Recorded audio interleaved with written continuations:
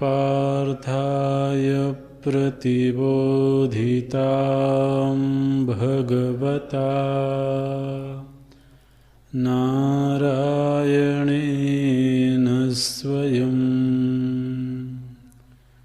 व्यासेन ग्रथितां पुराणमुनिना मध्ये महाभारतम्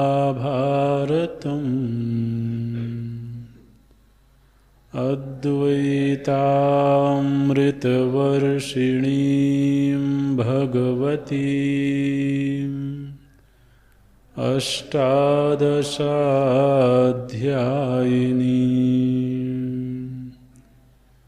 अम्ब त्वामनुसन्दधामि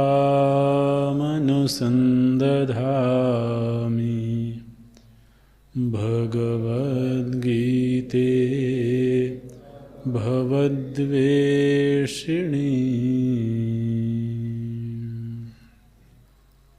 नमोऽस्तु ते व्यास विशालबुद्धे फुल्लारविन्दायतपत्रनेत्र येन त्वया भारततैलपूर्णः प्रज्वालितो ज्ञानमयः प्रदीपः प्रपन्नपारिजाताय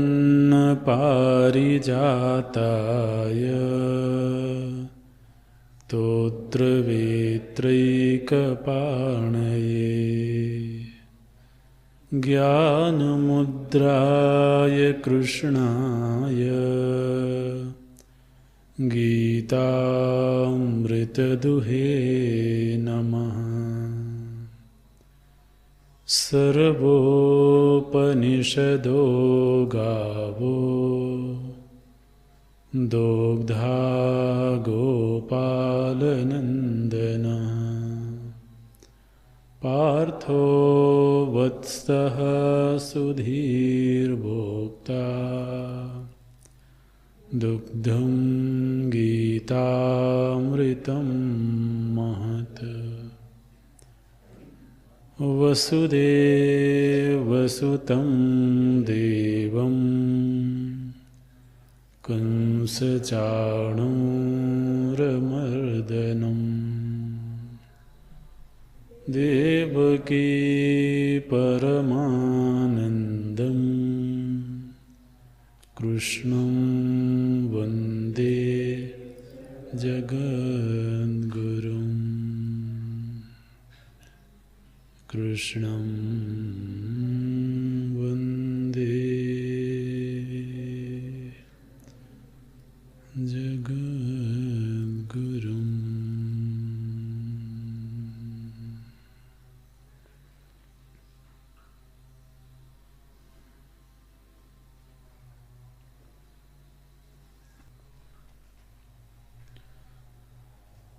न जायते म्रियते वा कदाचित्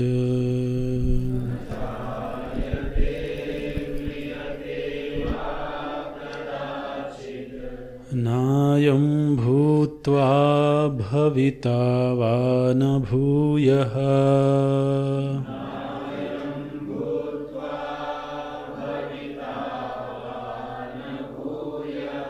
अजो नित्यः शाश्वतोऽयं पुराणः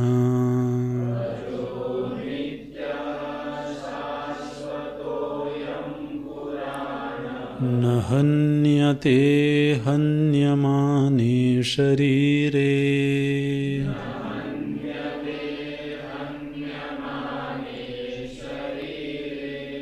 वेदाविनाशिनं नित्यं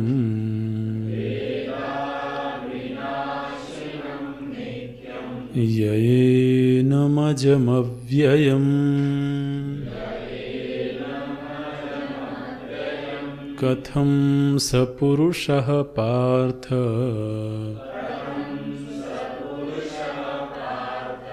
कं घातयति हन्तिकम् वासांसि जीर्णानि यथा विहाय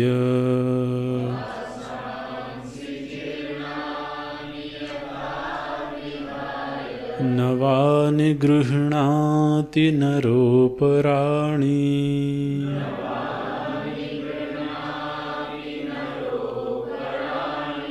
तथा शरीराणि विहाय जीर्णानि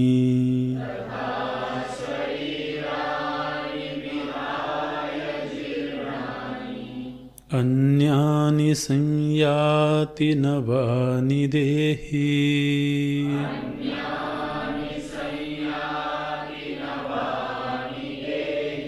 वासांसि जीर्णानि यथा विहाय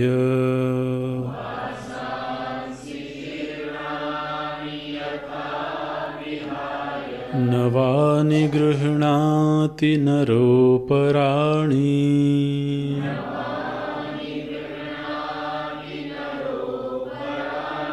तथा शरीराणि विहाय जीर्णानि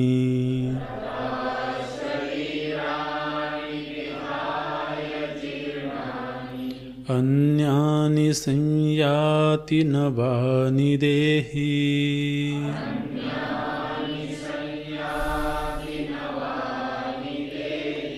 नैनं छिन्दन्ति शस्त्राणि नैनं दहति पावकः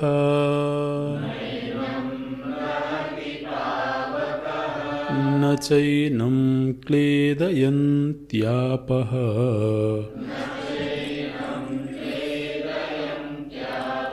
न शोषयति मारुतः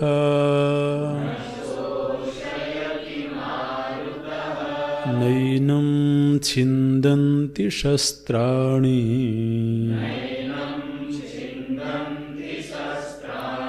नैनं दहति पावकः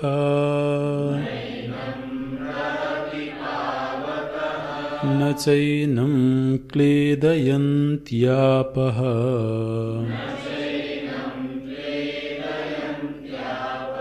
न शोषयति मारुतः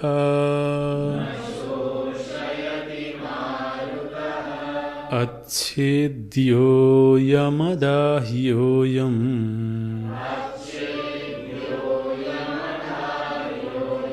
अक्लेद्यो शोष्य एव च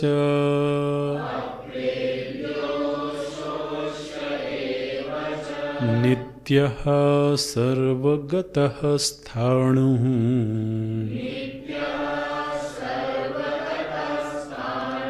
अचलोऽयं सनातनः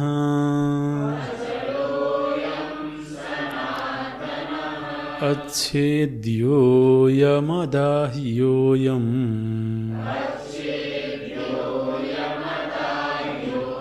अक्लेद्यो शोष्य एव च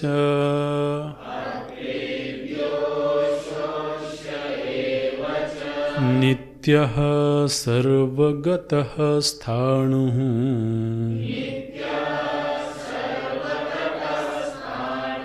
अचलोऽयं सनातनः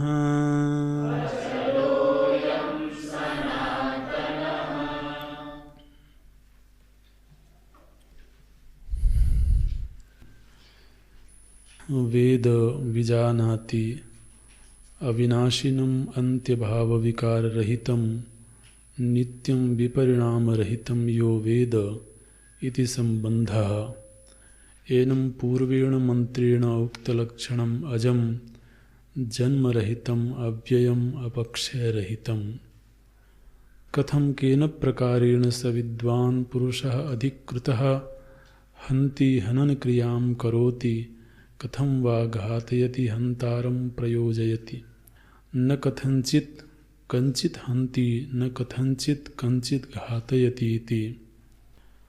उभयत्र आक्षेप एव अर्थः प्रश्नार्थासंभवात्। हेत्वर्थस्य अविक्रियत्वस्य तुल्यत्वात् विदुषः सर्वकर्मप्रतिषेध एव प्रकरणार्थः अभिप्रेतो भगवतः।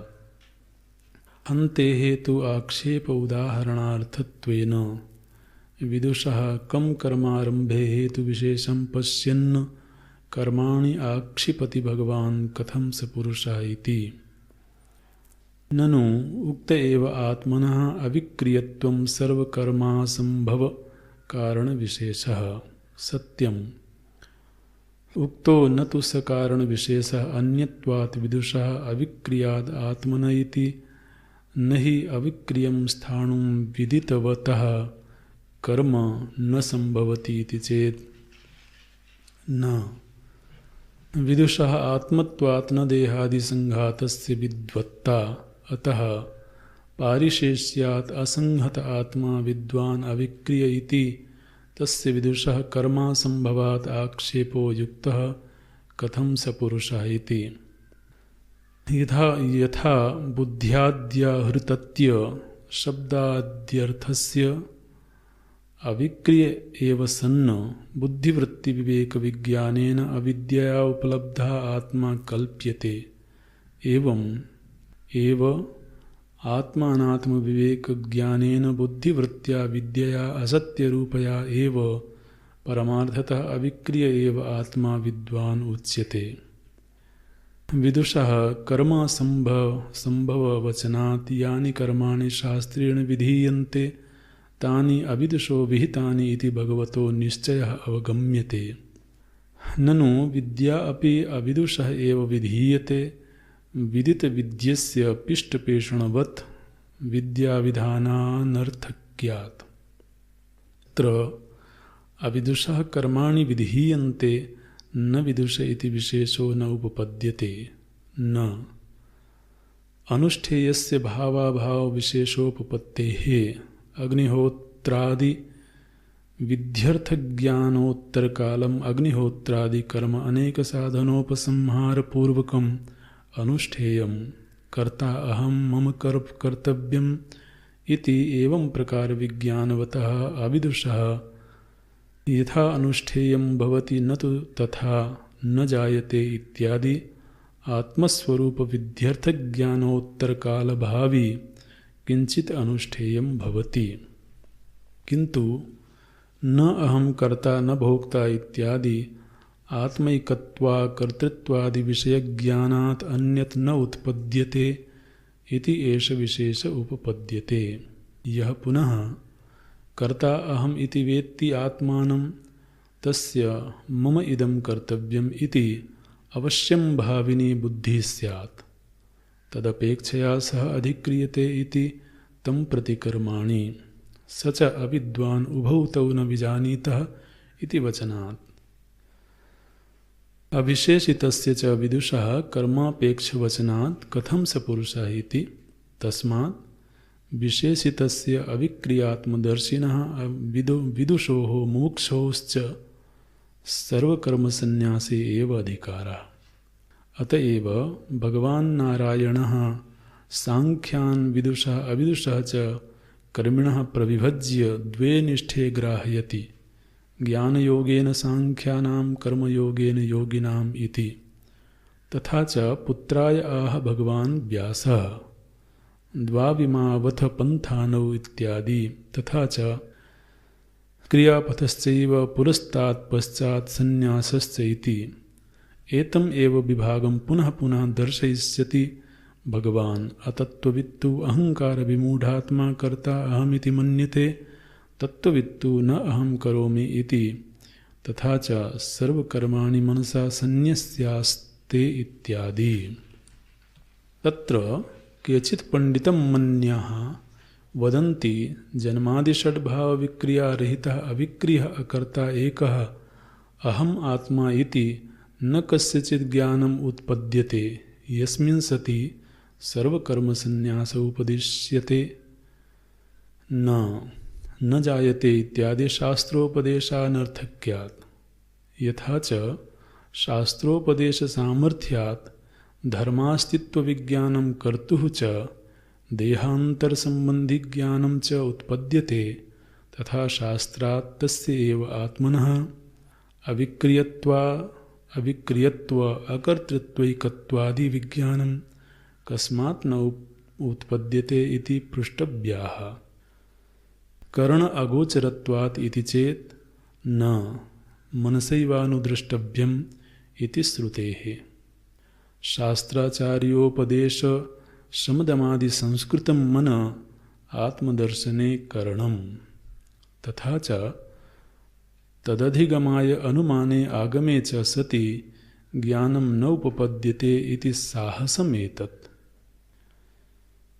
ज्ञानं च उत्पद्यमानं तद्विपरीतम् अज्ञानम् अवश्यं बाधते इति अभ्युपगन्तव्यम्। तच्च अज्ञानं दर्शितं हन्ता अहं हतः अस्मि इति उभौ तौ न विजानीतः इति यत्र च आत्मनः हननक्रियायाः कर्तृत्वं कर्मत्वं हेतुकर्तृत्वं च अज्ञानकृतं दर्शितम्। तच्च सर्वक्रियासु अपि समानं कर्तृत्वादेः अविद्याकृतत्वम् अविक्रियत्वात् आत्मनः। अविक्रियावान् हि कर्ता आत्मनः कर्मभूतम् अन्यं प्रयोजयति कुरु इति। तत् एतत् अविशेषेण विदुषः सर्वक्रियासु कर्तृत्वं हेतुकर्तृत्वं च प्रतिषेधति भगवान्। विदुषः कर्माधिकाराभावप्रदर्शनार्थं वेदाविनाशिनं कथं स पुरुषः इत्यादिना। क्व पुनः विदुषः अधिकार इति एतत् उक्तं पूर्वम् एव ज्ञानयोगेन सांख्यानाम् इति। तथा च सर्वकर्मसन्न्यासं वक्ष्यति सर्वकर्माणि मनसा इत्यादिना। ननु मनसा इति वचनात् न वाचिकानां कायिकानां च सन्न्यासः इति चेत् न सर्वकर्माणि इति विशेषितत्वात्। मानसानाम् एव सर्वकर्मणाम् इति चेत् न मनोव्यापारपूर्वकत्वात् वाक्कायव्यापाराणां मनोव्यापाराभावे तदनुपपत्तेः। शास्त्रीयाणां वाक्कायकर्मणां कारणानि मानसानि वर्जयित्वा अन्यानि सर्वकर्माणि मनसा सन्न्यसेत् इति चेत् न एव कुर्वन्न कारयन्न इति विशेषणात्। सर्वकर्मसन्न्यासः अयं भगवतः उक्तः मरिष्यतः न जीवत इति चेत् न नवद्वारे पुरे देहि आस्ते इति विशेषणानुपपत्तेः।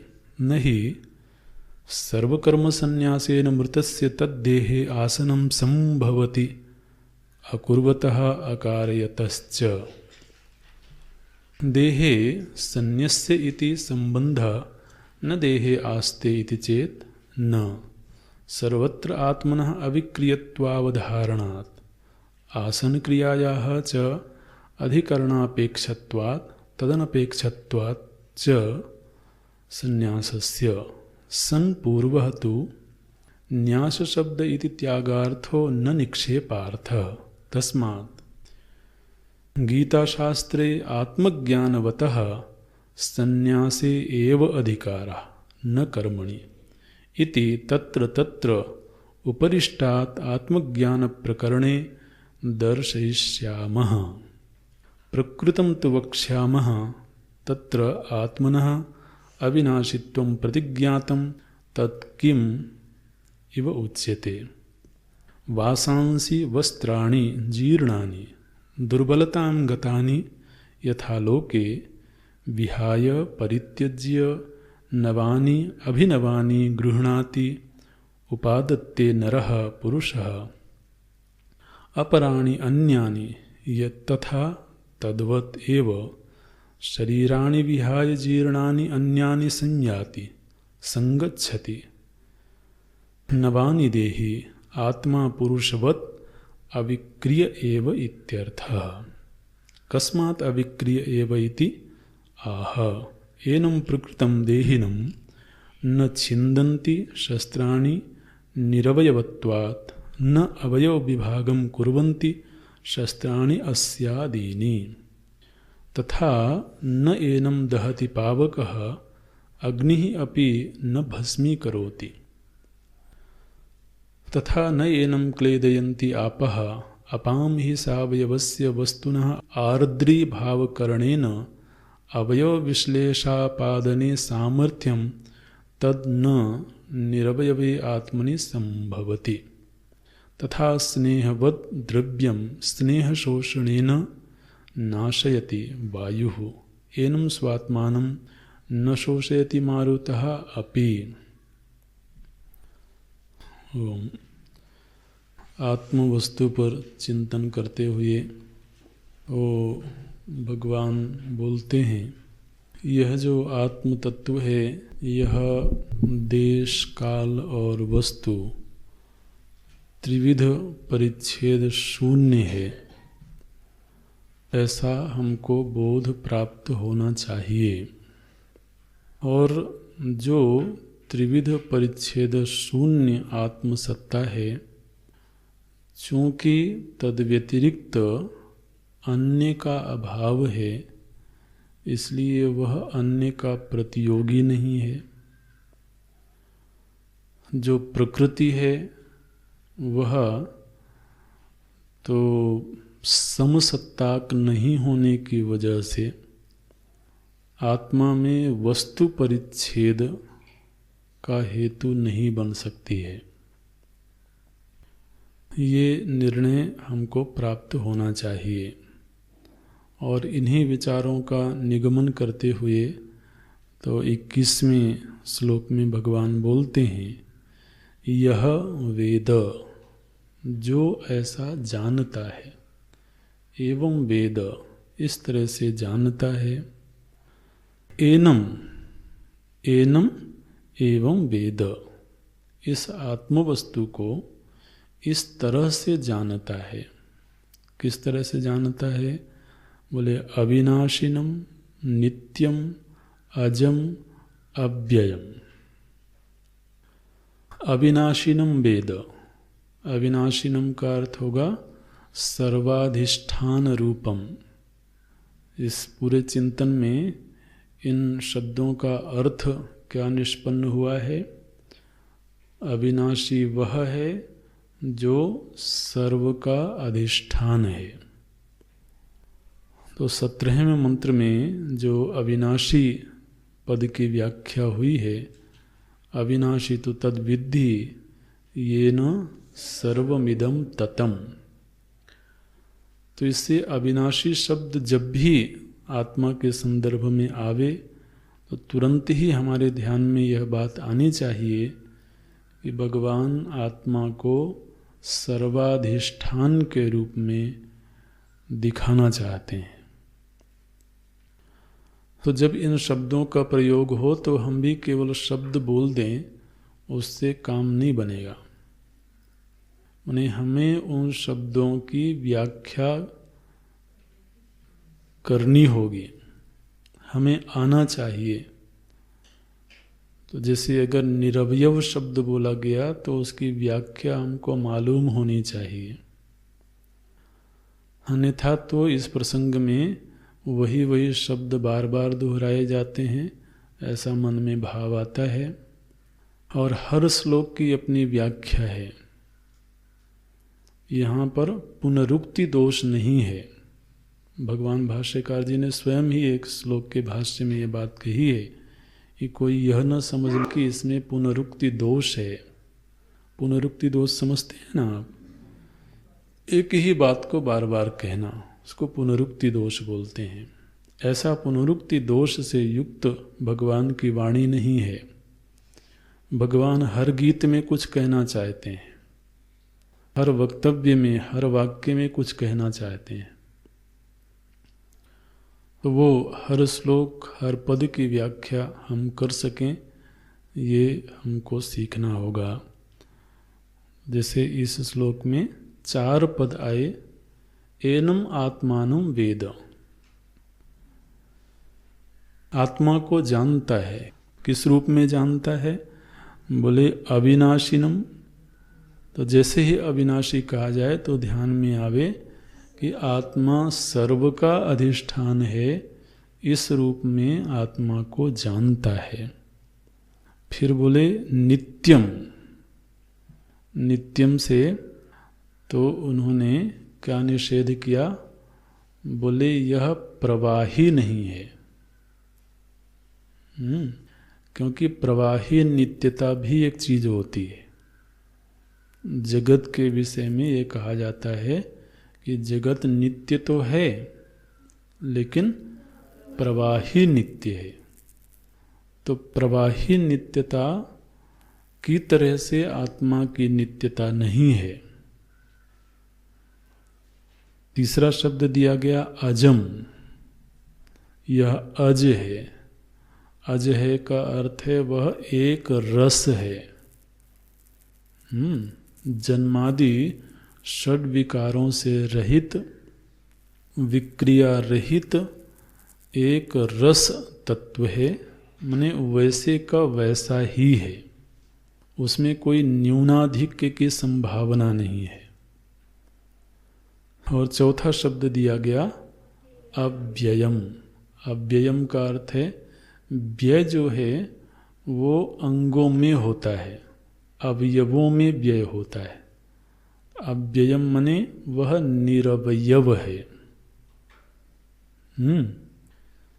तो अब ये नहीं कहना आपकी फिर निरवयव क्या है। एक शब्द से शब्दांतर हो तो हमें उसका अर्थ भी ध्यान में आना चाहिए, नहीं तो केवल शब्द से शब्दांतर ही होगा, कोई विशेष बात नहीं बनेगी।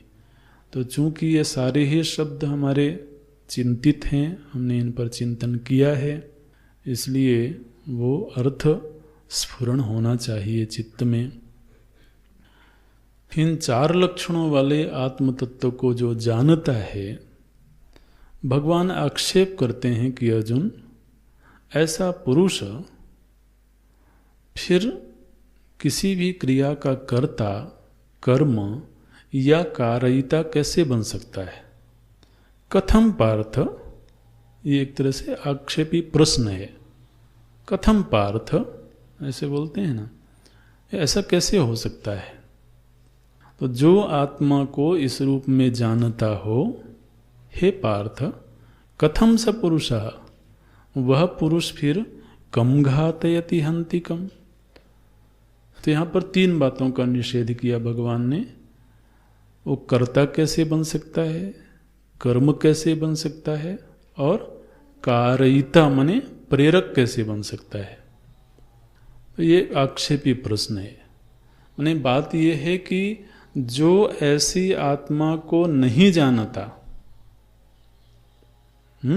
उसमें कदाचित ये दोष संभव हैं। उसमें कर्तृत्व का दोष आ जाए, कर्मत्व का दोष आ जाए, कारितृत्व का दोष आ जाए। लेकिन यह वेद जो आत्म तत्व को जानता है, उसमें ये दोष नहीं आ सकते हैं।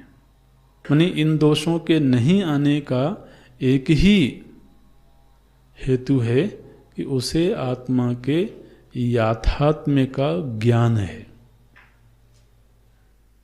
ठीक है। अच्छा, अब इस श्लोक पर भगवान भाष्यकार जी के द्वारा एक दीर्घ भाष्य लिखा गया। इस भाष्य में जो भगवान भाष्यकार जी ने विषय उठाया है, चूँकि उस विषय से हम लोग पूर्व से परिचित हैं, इसलिए वाक्यशः अर्थ में अभी हम नहीं जाएंगे। लेकिन इस भाष्य में बात क्या कही गई है वो एक बार ध्यान में ले लें। तो ये जो आक्षेपी प्रश्न किया भगवान ने, कथम सपुरुषः पार्थ कम घातयति हन्ति कम, माने जो ज्ञानी हो चुका है वो फिर किसी भी क्रिया का कर्ता, कर्म, प्रेरक आदि नहीं हो सकता है। ये भगवान की निष्पत्ति है, ये निर्णय है। इस पर ही प्रश्न किया गया, और प्रश्न वही है, पुराने प्रश्न हैं। वो प्रश्न है कर्म और ज्ञान का समुच्चय। कि जो ज्ञानी पुरुष है उसमें भी कर्म दिखाई देता है, वो भी कर्म करते हुए दिखाई देते हैं। और स्वयं अर्जुन को भी भगवान जगह जगह पर प्रेरित करते हैं। एक तरफ आत्मज्ञान का उपदेश भी करते हैं, दूसरी तरफ कर्म की प्रेरणा भी देते हैं। तो तस्माद् उत्तिष्ठ कौन्तेय, तो युद्धाय कृत निश्चय, इस तरह से तो ज्ञान और कर्म का समुच्चय हो सकता है कि नहीं हो सकता है, इस विषय को भगवान भाष्यकार जी ने उठाया और उस पर फिर पूर्व पक्ष आदि उठा करके इस पर मीमांसा हुई है। तो चूँकि ये विषय हम लोगों ने एक से अधिक बार देखा है, इसलिए इसके विस्तार में अभी जाएंगे नहीं हम। इसमें जो कुछ महत्वपूर्ण पंक्तियां हैं उन पंक्तियों को जरूर हम ध्यान दिलाएंगे। माने भगवान का यह निर्णय है कि आत्मज्ञानी को पूरा अधिकार है कि वह कर्म संन्यास करे। अच्छा, आत्मज्ञानी को कर्म संन्यास का अधिकार क्यों मिला, इसको पहले समझ लेंगे। जिस आत्मा का उनको बोध हुआ है, चूंकि वह आत्मा कर्म आदि विक्रियाओं से रहित है, जिस आत्म वस्तु का ज्ञानी को बोध हुआ, उपलब्धि हुई, वह आत्मा कर्म रहित है। इसलिए वास्तव में जो आत्मा है वह स्वरूपतः कर्म सन्यासी है। कौन? आत्मा। आत्मा में किसी भी प्रकार के कर्म का स्पर्श नहीं हो सकता। तो अगर वास्तव में किसी को सन्यासी कहा जाए सही अर्थों में, तो वो आत्मा ही है। क्योंकि आत्मा का ना तो किसी कर्म के साथ कोई संग है, ना ही कर्मजन्य जगत के साथ कोई संग है। तो अगर कोई स्वरूपतः असंग है, वो आत्मवस्तु ही है। तो संन्यास शब्द का जो मुख्य अर्थ है वो आत्मा में जाकर के घटित होगा। ये बात पकड़ में आती है? अच्छा, स्वरूपतः जो कर्म रहित आत्मा है, अब ज्ञानी ने जान लिया कि वह आत्मा मैं ही हूं। ठीक? तो इस बोध से ही उनको सहज ही कर्म संन्यास प्राप्त हो गया। उनको फिर क्रियात्मक कोई चीज करने की जरूरत नहीं है। जो आत्मा स्वरूपतः कर्म के लेप से रहित है, कर्म बंधन से सर्वथा मुक्त है, और कारक आदि जितने दोष हैं, कर्ता कर्म करण संप्रदान आदि, इन सारे दोषों से सर्वथा विनिर्मुक्त है, ऐसी आत्मा का बोध होने पर ये बोध हुआ कि वह आत्मा कोई और नहीं बल्कि वो मैं ही हूं। तो इस बोध से ही उनको सहज ही कर्म संन्यास की प्राप्ति हो गई। ठीक है। अब उनके कार्यकरण संघात से उनके शरीर से कोई क्रिया यदि हो रही है तो वह क्रिया मात्र है, वो कर्म नहीं है। यथा भगवान वासुदेव, दृष्टांत के लिए स्वयं भगवान है। तो जो ज्ञानी है उसको कर्म संन्यास प्राप्त है।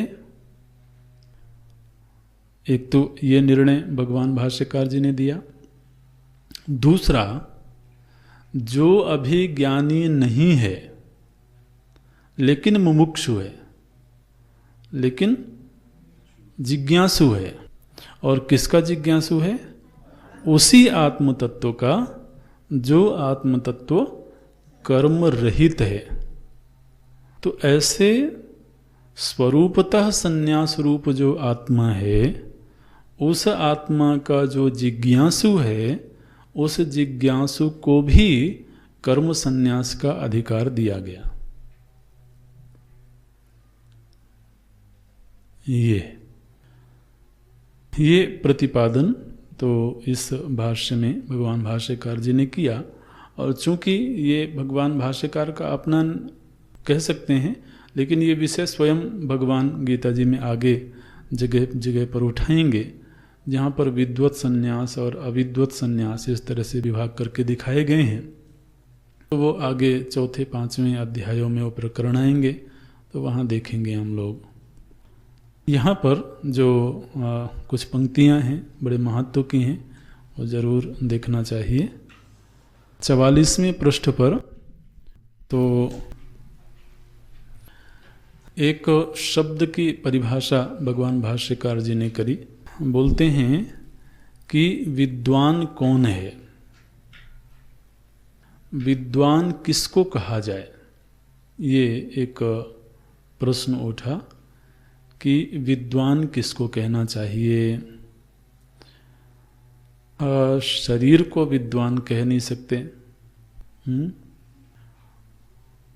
तो बुद्धि को विद्वान कहा जाए या आत्मा को विद्वान कहा जाए, ये प्रश्न आया कि विद्वान किसको कहना चाहिए।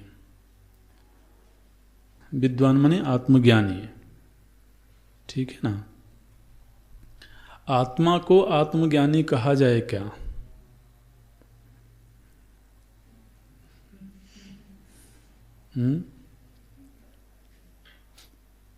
नहीं कहा जाए, तो बुद्धि को कहा जाए कि शरीर को कहा जाए। बोलते हैं अच्छा, ज्ञानी किसको कहें, ये विचार करने से पहले ये विचार कर लेते हैं कि अज्ञानी किसको कहते हैं। ठीक है, तो देखिए भगवान भाष्यकार जी ने ये प्रतिपादन किया कि अज्ञानी भी आत्मा को ही कहते हैं और ज्ञानी भी आत्मा को ही कहते हैं। ये प्रतिपादन हुआ है। आप ध्यान देना, क्या बोलते हैं, यथा बुद्ध्याद्याहृतत्य शब्दाद्यर्थस्य अविक्रिय एव सन्न बुद्धिवृत्ति अविवेक विज्ञानेन अविद्यया उपलब्धा आत्मा कल्प्यते। ये वाक्य मिला आपको? देखिए क्या बोलते हैं कि यथा, यथा माने दृष्टांत है। अज्ञानी को दृष्टांत बना रहे हैं, दार्ष्टान्त होगा ज्ञानी। ज्ञानी का प्रतिपादन करना है कि ज्ञानी कौन है।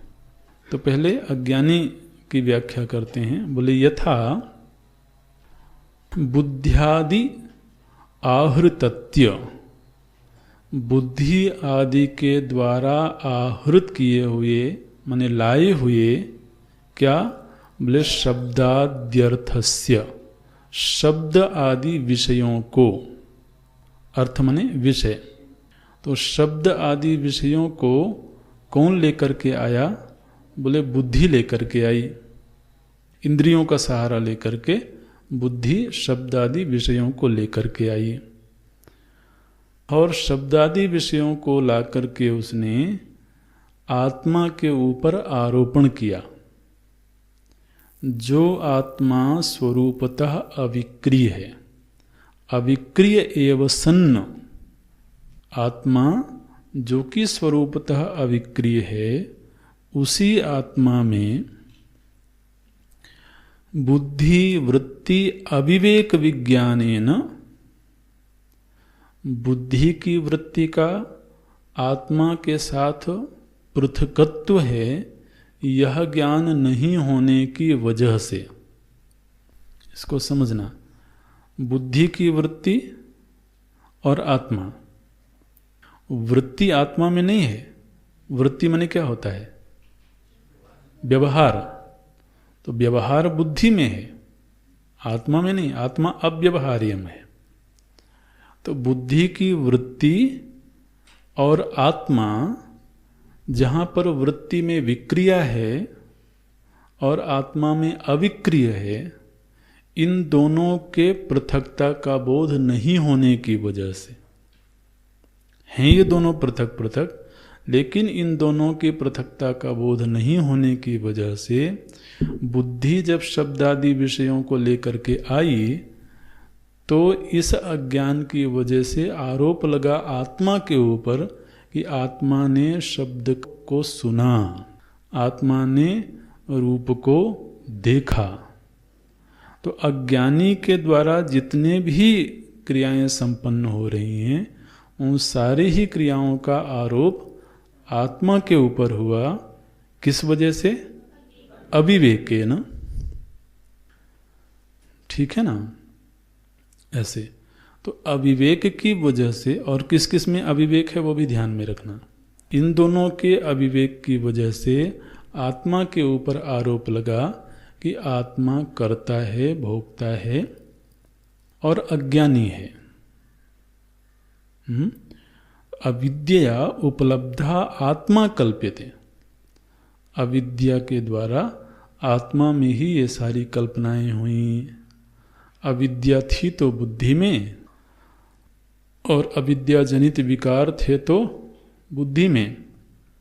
और जिस समय ये सारे विकार थे उस समय भी आत्म तत्व निर्विकार ही था। उस समय वो विकृत हो गया ऐसा नहीं। जिस समय उस पर आरोप लगाया गया उस समय भी वह आत्म वस्तु अविक्रिय ही थी। लेकिन आत्मा के ऊपर आरोप लगा करके और कहा गया कि मैं अज्ञानी हूँ। ये मैं किसका नाम है? आप बुद्धि को मैं थोड़ी कहते हो, बल्कि आप तो ये बोलते हो मेरी बुद्धि। तो बुद्धि तो मेरी हो गई, इसका मतलब मैं बुद्धि नहीं है। मैं का जो अर्थ है वो आत्म वस्तु है। तो उस मैं के ऊपर ही आरोप लगा कि मैं अज्ञानी हूँ, जबकि वह मैं स्वरूपतः अविक्रिय है। ठीक ठीक इसी तरह से एवं एव, हम दार्ष्टान्त देखें, एवं एव ठीक इसी तरह से आत्म अनात्म विवेक विज्ञानेन, पहले क्या था? अविवेक ज्ञानेन, अब विवेक ज्ञानेन। अब उनको आत्मा और अनात्मा के विवेक का ज्ञान हुआ। वह ज्ञान वृत्ति कहाँ प्रकट हुई? बुद्धि में। बुद्धिवृत्त्या विद्या। और देखिए महाराज, ये भगवान भाष्यकार ही साहस कर सकते हैं। बोले कि बुद्धि में प्रकट हुई वह जो आत्मानात्म विवेकवती बुद्धि है, वह जो ज्ञान है, वह ज्ञान वृत्ति भी वस्तुतः असत है। क्या बोलते हैं? विद्या असत्य रूपया। और किसकी हिम्मत है कहने की महाराज? मने जो ब्रह्माकाराकारित वृत्ति है वह वृत्ति भी, जिस वृत्ति के लिए सारे साधन भजन होते हैं, लेकिन भाई सत्य तो केवल आत्मा है, सीधी सी बात है। तद व्यतिरिक्त चाहे कुछ भी हो वो सब असत कोटि में ही जाना पड़ेगा। लेकिन जब तक आत्मबोध नहीं हुआ है तब तक के लिए वह बोध वृत्ति ही अभीष्ट है। वह बोध वृत्ति अवश्यमेव चाहिए। लेकिन आपने पढ़ा है शुरू से ही, जलम कतक रेणुवत कृत्वा ज्ञानम, कैसे है? नहीं, ढंग से तो नहीं बोला, लेकिन ठीक है, अर्थ ध्यान में आना चाहिए कि जिस तरह से तो जो कतक है, कतक रेणु है, फिटकरी है, वो भी जल में होवे तो ठीक नहीं है, लेकिन जल के गंदगी को मिटा करके और वह स्वयं भी बैठ जाती है। इसी तरह से यह जो ज्ञान वृत्ति है, इस ज्ञान वृत्ति ने अज्ञान का नाश किया और फिर स्वयं भी बाधित हो गई, और जो स्वरूप भूत आत्म तत्व है उसका अपरोक्ष ज्ञान हो गया। तो यह जो विवेकवती बुद्धि है, इस ज्ञान वृत्ति से उपहित जो आत्मा है उस आत्मा को ही ज्ञानी कहा जाता है। जिस तरह से अज्ञान वृत्ति से युक्त आत्मा को अज्ञानी कहा जा रहा था, इसी तरह से क्या बोलते हैं, एवं एव आत्मानात्म विवेक ज्ञानेन बुद्धिवृत्त्या विद्यया असत्य रूपया एव परमार्थतः अविक्रिय एव आत्मा।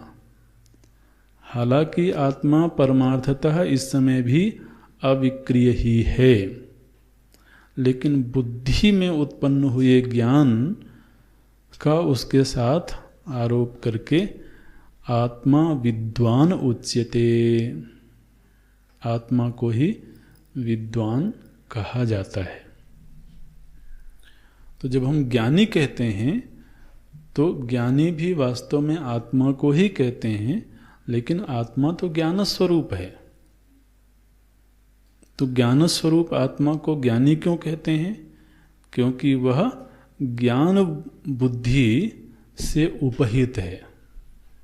तो जो ज्ञानी है, ये विद्वान कहलाना है, यह भी औपाधिक संज्ञा ही है। ठीक है, ये प्रसंग किस प्रसंग में लिया गया कि वो पीछे जो चर्चा हो रही थी कि ज्ञानी को सर्वकर्म संन्यास प्राप्त है क्योंकि उनको आत्मबोध की प्राप्ति हो गई है।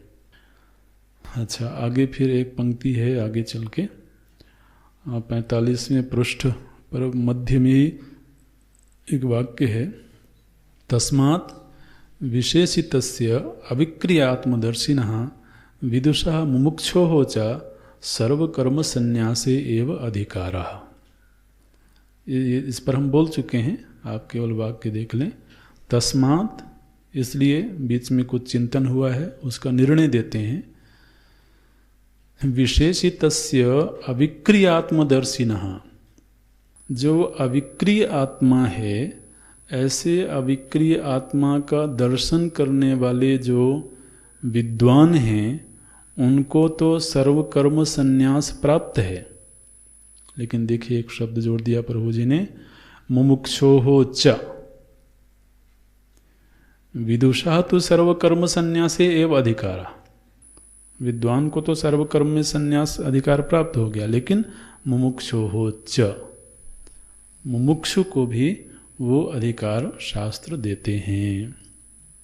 फिर आगे एक पंक्ति है 46वें पृष्ठ पर, जहाँ पर ये बोला गया कि आत्मज्ञान में बुद्धि ही कारण है। जिस तरह से बुद्धि अन्य वस्तुओं के ज्ञान में साधन बनती है, ज्ञान चाहे किसी भी प्रकार का हो, ज्ञान चाहे विषय का ज्ञान हो या आत्म संबंधी ज्ञान हो, हर प्रकार के ज्ञान में साधनभूत बुद्धि ही है। तो जिस बुद्धि से हमें विषयों का ज्ञान हो रहा है, उसी बुद्धि से हमें आत्मा का भी ज्ञान होगा। तो फिर प्रश्न पूछा जाए कि महाराज, वो बुद्धि तो हमारे पास है,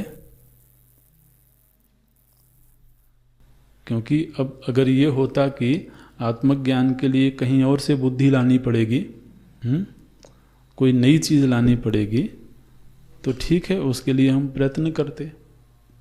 जो साधन हमारे पास उपलब्ध है, जिस बुद्धि से हमें विषय का ज्ञान हो रहा है, उसी बुद्धि से आत्मा का भी ज्ञान होगा। तो बुद्धि तो हमारे पास है ही, तो फिर अब आत्मज्ञान क्यों नहीं हो रहा है? साधन तो वही है, जो साधन तो पहले से क्रियाशील है, विषयों के ज्ञान में तत्पर है।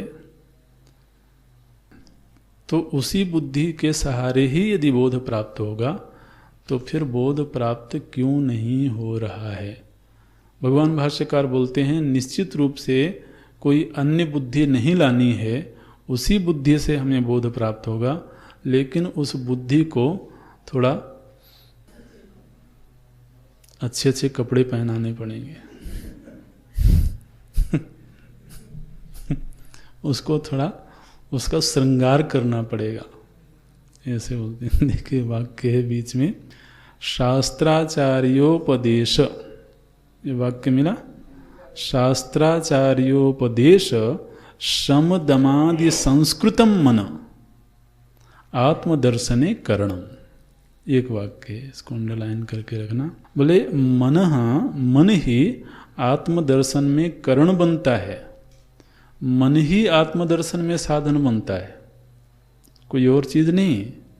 क्योंकि बोध वृत्ति भी तो मन में ही उत्पन्न होगी ना, लेकिन कौन से मन में, तो बोलते हैं शास्त्र आचार्य उपदेश, शास्त्र और आचार्य के उपदेश से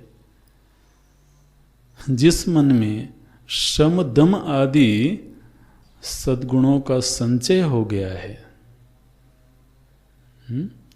बड़ी सुंदर पंक्ति है। बोले मन ही आत्मज्ञान में साधन बनेगा, लेकिन मन को किसी भी तरीके से बना के रखे हुए हो, ऐसा मन थोड़ी साधन बनेगा। उस मन को जरा थोड़ा साफ सुथरा करो। पता नहीं कितने जन्मों से उसको गंदा कर रखा है। काई विषय मुकुर मन लागी, और विषय की वासनाओं की जो काई लग गई है इस दर्पण में, उस दर्पण से कैसे भगवत दर्शन होगा। जरा इस दर्पण को थोड़ा मांजो, इसको थोड़ा धुलो इसको। गोस्वामी जी ने कहा काई विषय मुकुर मन लागी, और विषय की काई इस मन में लगी हुई है। काई तो आप समझते होंगे, क्या समझते हैं? जिसमें फिसल जाते हैं।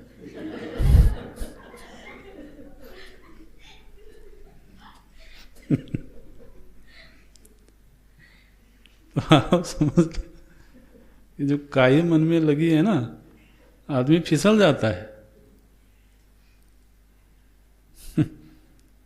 और फिसलता है तो फिर आगे क्या होता है आप जानते हो।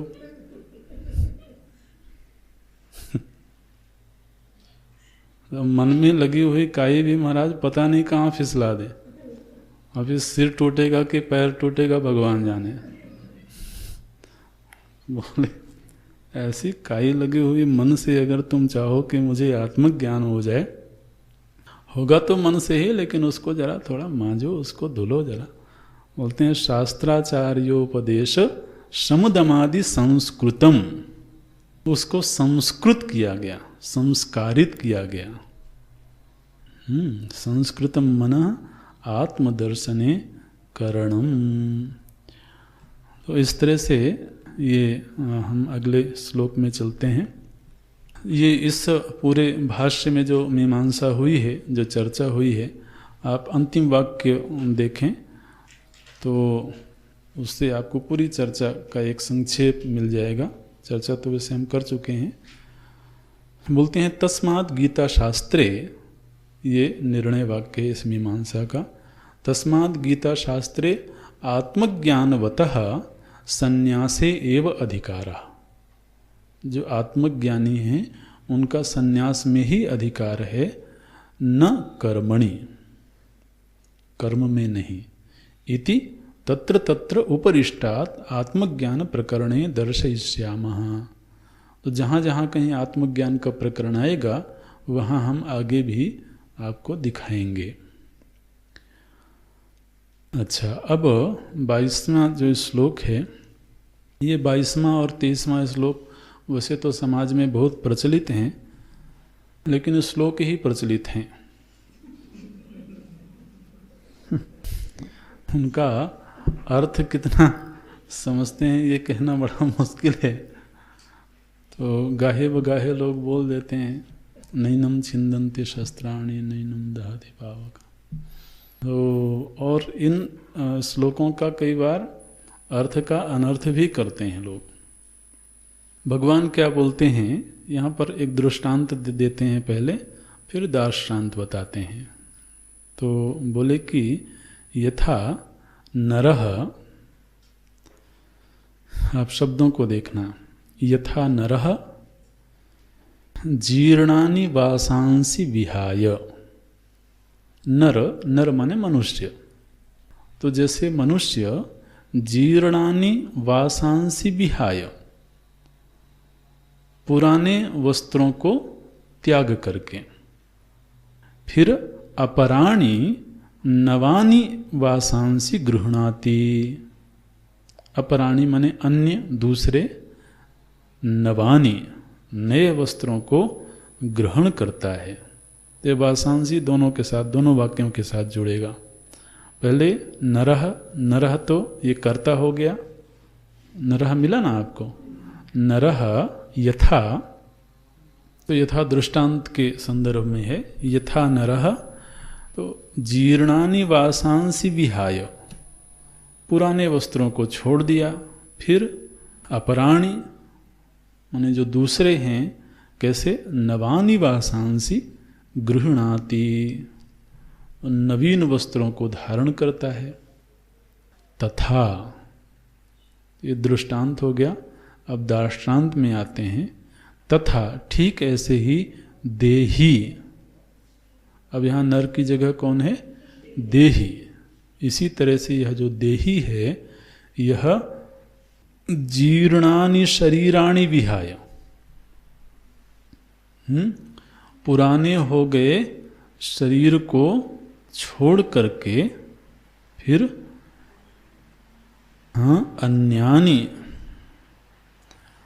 अन्यानि शरीराणि संयाति। यहाँ पर क्रियापद है संयाति। अन्यानि शरीराणि संयाति, अन्य शरीर को प्राप्त करता है। आप निश्चित रूप से नवानी भी लगा सकते हैं। अब दूसरे शरीर को धारण करेगा तो नया ही होगा वो। इसलिए तो अन्यानि नवानि शरीराणि संयाति। संयाति माने गच्छति, संगच्छति। तो पुराने शरीर को छोड़ करके यह नवीन शरीर की प्राप्ति के लिए आगे चल पड़ता है, ऐसा भगवान बोलते हैं। अब देखिए, ये तो हो गया शब्दार्थ, शाब्दिक अर्थ हो गया। और समाज में भी लोग बोलते हैं, अरे महाराज ये शरीर तो वस्त्र है। तो जिस तरह से आदमी पुराने वस्त्र छोड़ के नए वस्त्र पहन लेता है, ऐसे ही शरीर से क्या मोह करना। शरीर एक दिन पुराना हो जाएगा, छोड़ करके नया शरीर धारण कर लेंगे। किसने कहा है? बोले भगवान ने कहा है, अन्यानि संयाति। वास्तव में भगवान ये नहीं कहना चाहते हैं। इस वक्तव्य में क्या ध्वनित हो रहा है कि यह जो आत्मा है, यह शरीर से शरीरांतर में जाता है। ठीक, तो क्या भगवान ये कहना चाहते हैं कि आत्मा वो वस्तु है जो एक परिच्छिन्न देह में रहती है और फिर एक देह को पुराना समझ करके छोड़ दिया, फिर दूसरे देह में चली गई? इसका मतलब आत्मा में गमनागमन होता है। क्या भगवान ये कहना चाहते हैं? अगर ये कहना चाहते हैं तो भगवान के पूर्व के कहे हुए वचनों से ही इसका विरोध हो जाएगा, क्योंकि भगवान पहले ही कहे आए हैं कि आत्मा वो है येन सर्वमिदं ततम्, जो सर्वत्र व्याप्त है। तो जो आत्म वस्तु सर्वत्र व्याप्त है, तो फिर वो कहाँ है, कहाँ नहीं है, जहाँ उसको फिर जाना पड़ेगा। ये प्रश्न पकड़ में आ रहा है ना, कि जब एक बार ये कह दिया गया कि आत्म वस्तु सर्वत्र व्याप्त है, इसका मतलब सर्वत्र उपलब्धि है उसकी। तो जो वस्तु सर्वत्र उपलब्ध है, उसको यदि कहीं जाना पड़ेगा तो वहां जाना पड़ेगा जहां वो पहले से नहीं होवे। वक्तव्यों में विरोधाभास आ जाएगा। अभी कुछ श्लोक पहले ही भगवान बोल चुके हैं, अविनाशी तो तद्विद्धि येन सर्वमिदं ततम्। और फिर एकदम से कहें कि नहीं, ये आत्मा वो चीज़ है जो एक शरीर को छोड़ के दूसरे शरीर में, दूसरे शरीर को छोड़ के तीसरे शरीर में जाती है। इसका मतलब ये आने जाने वाली चीज़ हो गई? नहीं, इसमें भगवान केवल इतना कहना चाहते हैं, इस अर्थ को ध्यान देना, जिस तरह से मनुष्य जब एक वस्त्र को छोड़ करके दूसरा वस्त्र पहनता है तो उससे मनुष्य में किसी प्रकार का विकार नहीं आता है, ठीक है। वो मनुष्य वैसे का वैसा है, उसने वस्त्रों को बदला है, लेकिन वस्त्र के बदलने से मनुष्य में कोई विकार नहीं आया है। तो अविक्रिय स्वरूप का प्रतिपादन करने के लिए भगवान बोलते हैं, ठीक इसी तरह से शरीरों के परिवर्तन से आत्मवस्तु में किसी प्रकार का विकार नहीं आता है। आत्मा कहीं चली गई ये बताना प्रयोजन नहीं है, आत्मा तो वहीं की वहीं है जहां है वो। शरीरों में परिवर्तन दिखाई देता है, तो शरीरों के परिवर्तन से उसमें किसी प्रकार का विकार आ जाएगा।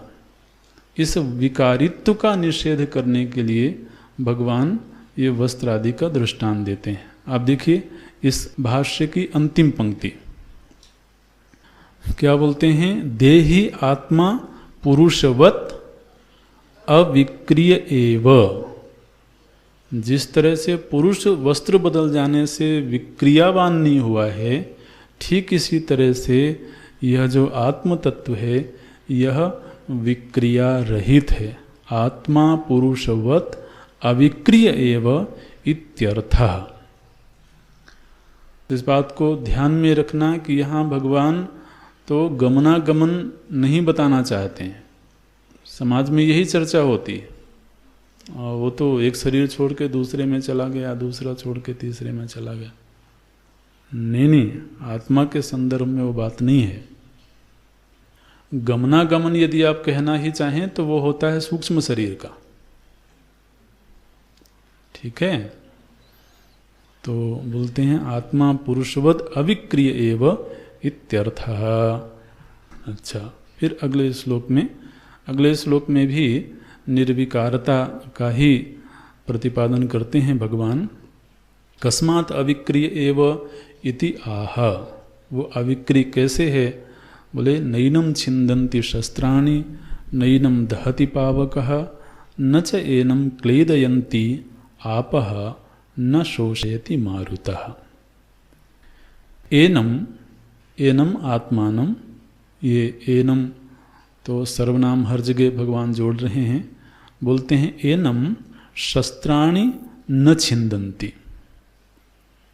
इस आत्मा का छेदन शस्त्र नहीं कर सकते हैं। एनम आत्मानम शस्त्राणि न छिन्दन्ति, एनम पावकः न दहति, एनम आपः न क्लेदयन्ति। आपः नित्य बहुवचन में होता है, इसलिए बहुवचन का प्रयोग किया गया। क्लेदयन्ति, आपः माने जल, जल इस आत्मा को गीला नहीं कर सकता है। न च एनम आपः क्लेदयन्ति, और न एनम मारुतः शोषयति। तो चार तरह की विक्रियाओं का निषेध किया गया, जिसमें पहले ये कहा गया कि ये आत्मवस्तु वो है शस्त्र जिसका छेदन नहीं कर सकते। यहाँ पर शस्त्र का अर्थ है पृथ्वी तत्व, क्योंकि यहाँ पर चार भूतों का नाम लिया है भगवान ने। आगे तो पावकः माने अग्नि, फिर आपः माने जल, मारुतः माने वायु। तो शस्त्राणि का अर्थ होगा पृथ्वी, क्योंकि शस्त्र हैं वो पृथ्वी से ही बनते हैं, पृथ्वी के ही विकार हैं शस्त्र।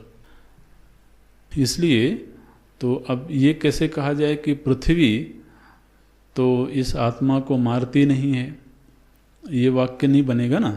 ये पृथ्वी इस आत्मा का छेदन नहीं करती है, ये वाक्य नहीं बनेगा। इसलिए पृथ्वी की जगह पर शस्त्र शब्द का प्रयोग किया गया।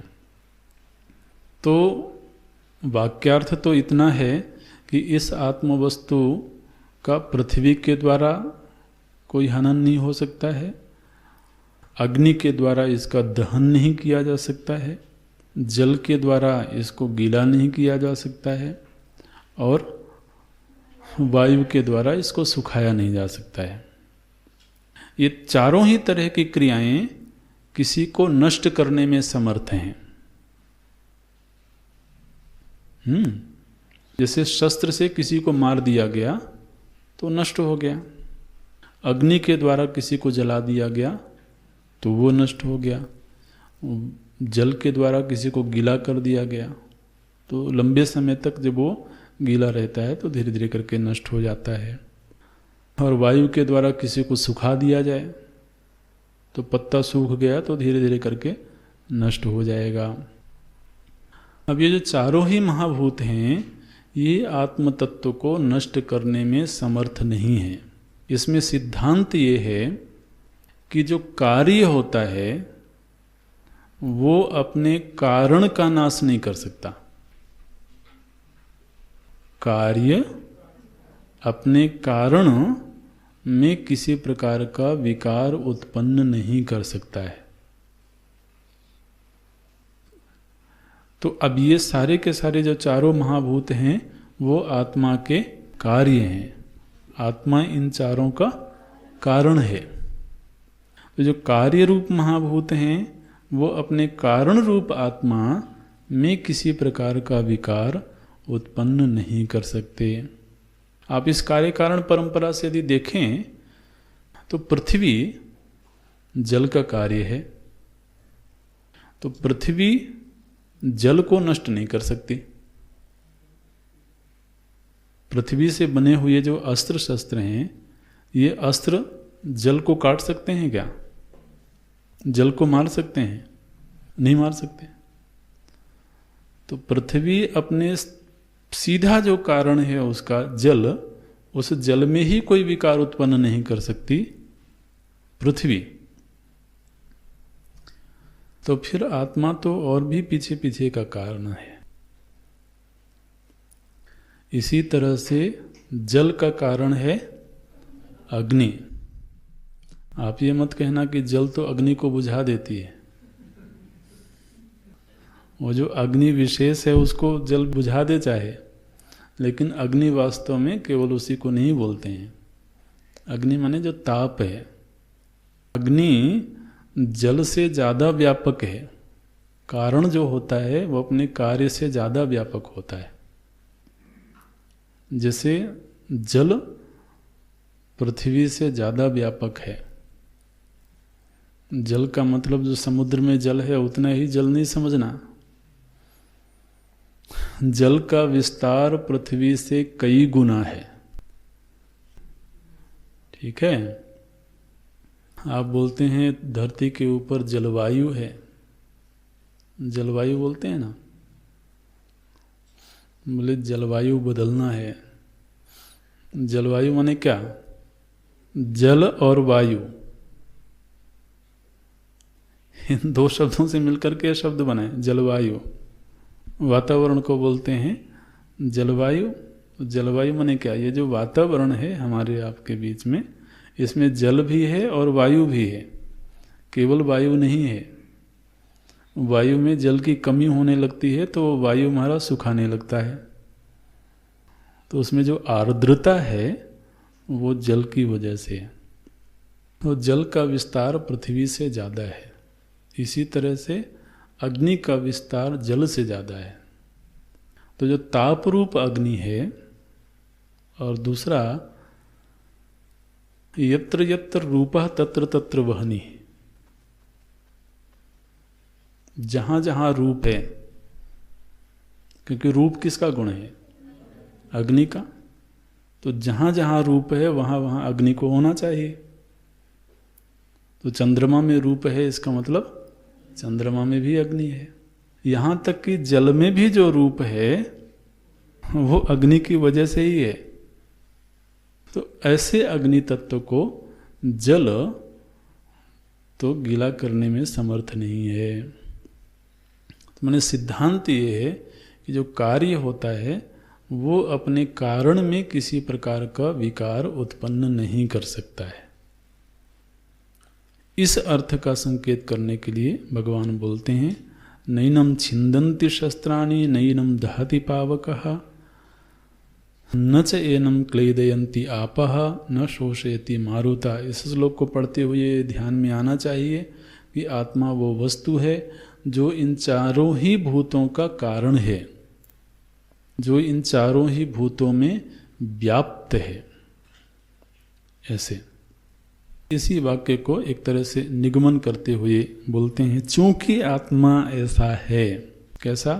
अच्छेद्य, अदाह्य, अक्लेद्य, अशोष्य एवच। तो 23वें श्लोक में एक सिद्धांत का प्रतिपादन किया गया। किस सिद्धांत का? कि जो कार्य होता है वो अपने कारण में विकार उत्पन्न नहीं कर सकता। एक सिद्धांत का प्रतिपादन हुआ 23वें श्लोक में। अब वह जो सिद्धांत है उसी सिद्धांत को हेतु बना दिया गया। चूंकि आत्मा का ऐसा लक्षण है, चूंकि आत्मा अच्छेद्य है, यतः एवं तस्मात् अच्छेद्यः अदाह्यः अक्लेद्यः, क्लेद्य मने गीला कर देना, शोष्य मने सुखा देना। तो चूंकि आत्मवस्तु ऐसा है जिसका छेदन नहीं हो सकता, जिसका दहन नहीं हो सकता, जिसको गीला नहीं किया जा सकता, जिसको सुखाया नहीं जा सकता, चूंकि स्वरूपतः आत्मवस्तु ऐसी है, इसलिए नित्य, इसलिए भी वह नित्य है।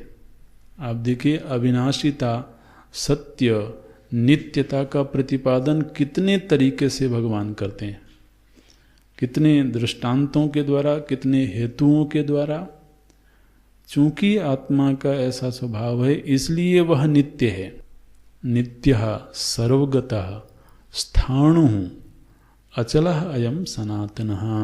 इस तरह से ये आत्मवस्तु नित्य है, माने अनित्य वो वस्तु होगी जिसका किसी भी प्रकार से छेदन भेदन आदि किया जा सके, और जिसका किसी भी तो महाभूत से छेदन आदि नहीं किया जा सकता, उसको नित्य ही कहना पड़ेगा।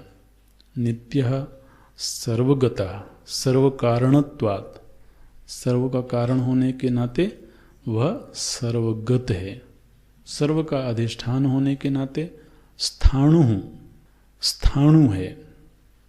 और देखिए पूर्व का जो लक्षण है स्थाणु माने कूटस्थ, तो बोले महाराज स्थाणु भी बोलते हैं, फिर आगे अचला, अचल भी बोल दिया।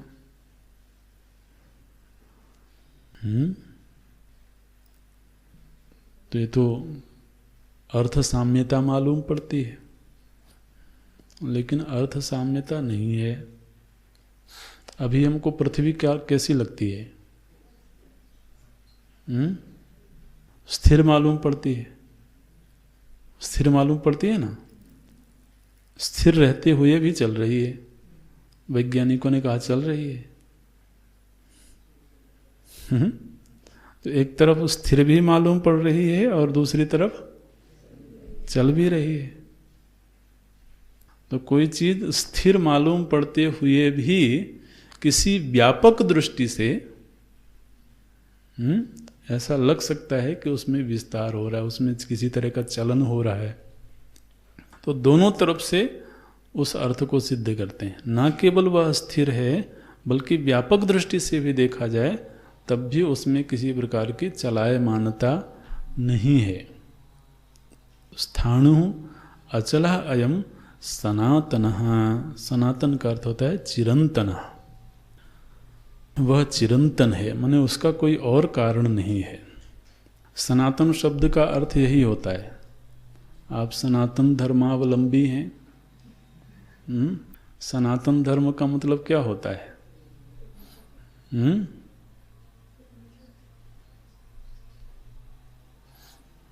बोलो भाई, सनातन धर्म माने क्या?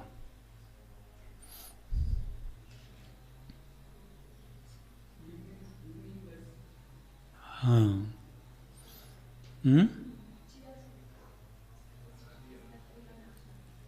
बिल्कुल।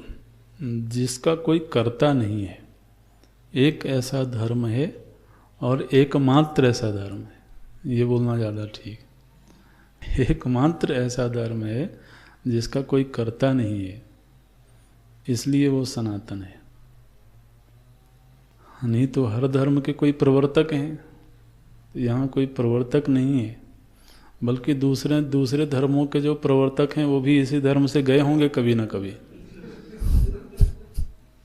अरे भाई, जब मूल धर्म एक ही है तो उनकी बिलोंगिंग जो है वो तो एक से ही होगी। अब ये बात अलग है कि उन्होंने अपना कुछ नया कर लिया और ठीक है लेकिन सनातन चिरंतन न कारणात् कुतश्चित निष्पन्न अभिनव इत्यर्थ। भगवान भाष्यकार बोलते हैं चिरंतन न कारणात् कुतश्चित निष्पन्न, किसी अन्य कारण से निष्पन्न हुआ है ऐसा नहीं। माने जो आत्म तत्व है उसका कोई और कारण है ऐसा नहीं सोचना चाहिए। नित्यः सर्वगतः स्थाणुः अचलोऽयं सनातनः। तो 22वें श्लोक में निर्विकारता का प्रतिपादन हुआ, और निर्विकारता भी शरीरों के परिवर्तन के संदर्भ में। कई श्लोकों में निर्विकारता का प्रतिपादन हुआ है, लेकिन एक श्लोक में निर्विकारता दिखाई गई तो जो षड विकार हैं उनके संदर्भ में, जन्मादि जो विक्रिया हैं उनके संदर्भ में वह न जायते मृते व कदाचित श्लोक आया। फिर वह निर्विकार है शरीरों के परिवर्तन के संदर्भ में। फिर वह निर्विकार है कार्य रूप प्रपंच के संदर्भ में। और फिर उसी को हेतु बना करके तो प्रतिपादन किया गया नित्यः सर्वगतः इत्यादि। ओम पूर्णमदः पूर्णमिदं पूर्णात् पूर्णमुदच्यते पूर्णस्य पूर्णमादाय पूर्णमेवावशिष्यते।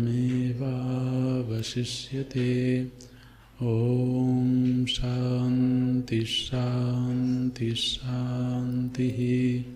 हरि ओम श्री गुरुभ्यो नमः। हरि ओम।